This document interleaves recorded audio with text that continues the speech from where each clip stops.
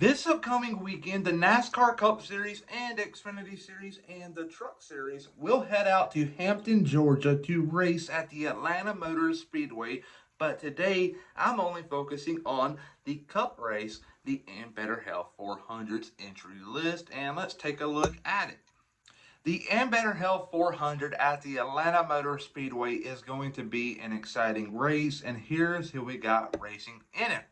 Obviously, Ross Chastain is going to be in the ones. Austin Cindric, Austin Dillon, Josh Berry, Kyle Larson, Brad Keselowski, Corey LaJoie, Kyle Busch, Chase Elliott, Noah Gragson, Denny Hamlin, Ryan Blaney, Chase Briscoe.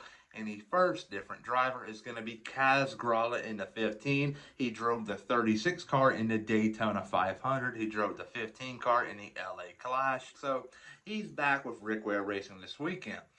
The 16 car is going to be Josh Williams. Another change up there. It was Allmendinger in the 500. Williams drove the car in the Clash, so he has some experience. So moving forward, Buescher in the 17.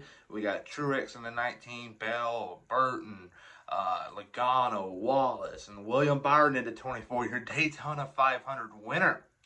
Daniel Hemrick in the 31. Michael McDowell, Todd Gilliland. We got Ryan Preece, John Hunter Nemechek, who was a complete missile this past week in Daytona. Caused big wrecks on the Cup side and also the Xfinity race.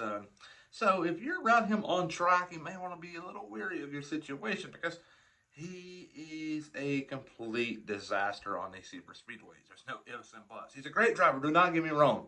But on these super speedways, he is a weapon. Do not get around him. After that, we got Eric Jones, and we got Tyler Reddick and Ricky Stenhouse Jr. And then after that, we got Alex Bowman, in my opinion, who should have won the Daytona 500. Why all of a sudden go to loop time data? You should have just gone to who was leading when the caution came out, like you did old school. I don't get that.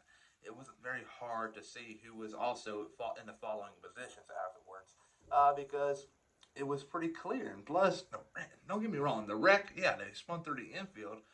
But for one, why did NASCAR wait so long to throw the caution? And for two, why didn't they keep it green? They did for Xfinity. The inconsistency continues for the Cup Series or NASCAR in general. It's just getting annoying. I just want to have a feeling when we go to the white flag that I know that they're going to have a chance to race to a certain point on the track before the caution is thrown. We don't have that in 2024, and I believe that is a must on super speedways because on any other track, it's very rare we see a wreck like that happen on the final lap. Let's just be honest, because there's such a big gap between the cars by that point where we don't see it. So back on track for the Atlanta race. I just had to mention that because Bowman did get robbed. The 51 car is going to be Justin Haley. The 54 is going to be Ty Gibbs. We go down. There's no 60 cars this weekend. No Anthony Alfredo, unfortunately. I really like what he did in Daytona for both series, Cup and Xfinity. I wish he would have done a little better in Xfinity. Got involved in an early wreck. Now in the 70s, we got Zane Smith, Carson Hocevar, B.J. McLeod coming back out to the Atlanta Motor Speedway. He is guaranteed into this weekend's race because they're below 40 cars. So he's going to make it in. After that, we're going down to the 80s, which we will not have. No Jimmy Johnson this upcoming weekend. So you really hate to see it because Johnson, yeah, he made the 500 in the duel. And then when the 500 rolled around, he was involved in that early wreck and he wasn't really competitive. And let's just be honest here. He hasn't been competitive at all in the 84 car. He's always been involved in a certain accident which kind of prevented him from being competitive. You just hope at this point in time, he just goes into a race weekend, has no damage whatsoever, and just drives the car. No failures, just drives it. And I believe he can do really well. But right now, his confidence has to be at an all-time low. Let's be honest here. But moving on, at 99 is Suarez. He's going to race this upcoming weekend. But yeah, Atlanta is going to be a very fun track. I cannot wait to get out there and to see who wins the race. In my opinion, it's going to be William Byron. He won last summer in Atlanta. He also won the spring race in 2022 on the new configuration.